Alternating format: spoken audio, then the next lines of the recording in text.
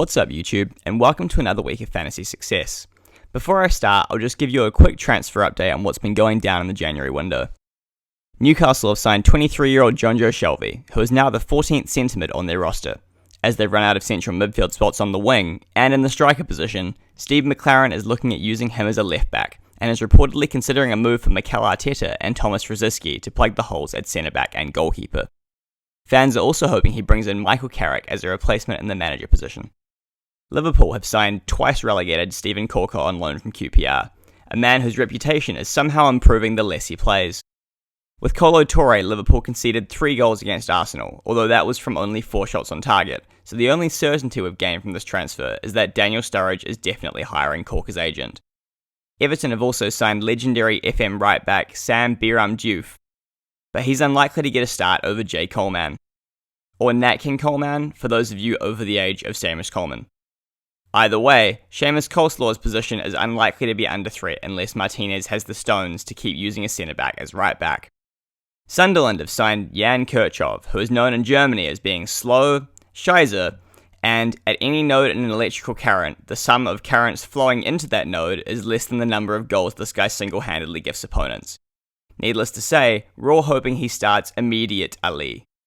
Moving on to this week's starts and sits. In an unprecedented move I never expected to make, I'm actually telling you to start a Stoke City player who isn't star of the Cleveland Calve-aliers. Instead, I'm telling you to start Marko Arnautovic and Glen Johnson. Admittedly, Arnautovic is still missing more notably than Frank Ocean's new album. And Frank Ocean, we're still thinking about you, Frank.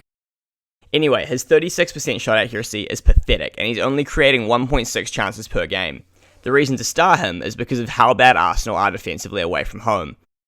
In the 9 games without Coquelin this season, they've conceded 12 goals, and 10 of those have come in their last 5 away games. Because of Stoke's recent decision to start blitzing in home games, they've actually topped attacking rankings this week, and Arnautovic is the only attacking player who isn't total dogshit in FPL. Admittedly, Cafu isn't total dogshit either, but he was rotated with a man who staked a claim to regularly start on the right wing against Norwich, Filet Min John Walters. In addition, Arsenal are significantly better against right wingers than left, conceding 4 times as many points to left wingers and conceding the least points to right wingers in the Premier League. This may come as a surprise to you, but Glen Johnson is still playing football. Not only that, he's playing in the top division, and he started every game this season. Offensively this season, Johnson's been about as exciting as his namesake, the Monarch. But remember how I said Nacho Libreal has given up the least points to right wingers this season?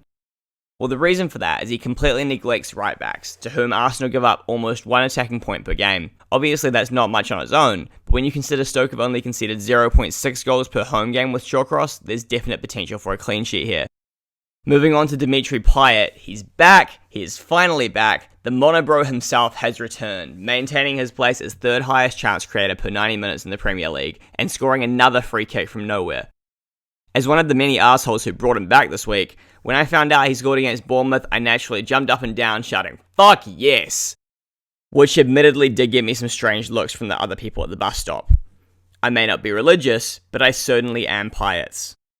If you can't afford Payet for whatever reason, Joel Mikhail Antonio is still doing his bit for the FPL community, bringing in 2 goals and 4 assists in his last 6 starts to his 0.8% of owners. Given Newcastle are giving up 2.29 attacking points to right wingers per game, it's certainly worth a punt.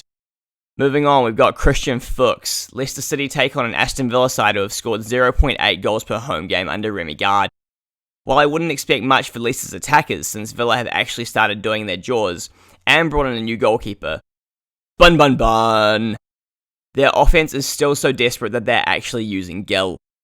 While it might therefore be tempting to stick with Leicester's Simpson, the extra 0.6 mil it costs to take a trip to Fuchs City could prove worthwhile given his first choice on set pieces.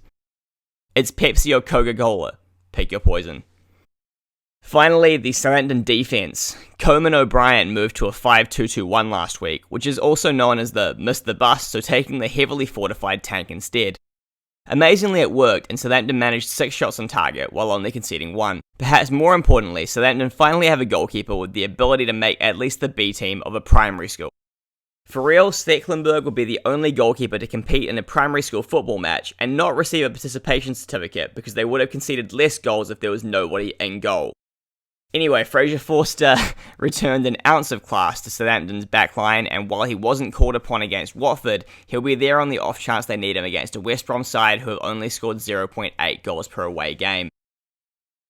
Moving on to the sits, which I'm mostly going to cover in the description because it's 5:30 AM and I have work tomorrow. But the one I'd like to go over is Jermaine Defoe. It feels like people are getting carried away with Jermaine Defoe after his 5 goals in his last 2 games. Don't get me wrong, Jermaine Defoe turning back the clock scoring 5 times in 180 minutes is very impressive, almost as impressive as his win over Pacquiao. But he was facing 2 relegation contenders in a row in Aston Villa and Swansea. By contrast, this week he takes on a Tottenham who have one of the best defences in all the world, who give up the least points per game to strikers in the Premier League with 1.56, and have only conceded 2 goals in a match 3 times this season, and never any more than that. It's starting to look like it's just not meant to be. And that's us. I hope you enjoyed the video. It's been a stressful week doing 2 of these in a row, but hopefully things get a little bit more calm as we go on in the season. Cheers, guys.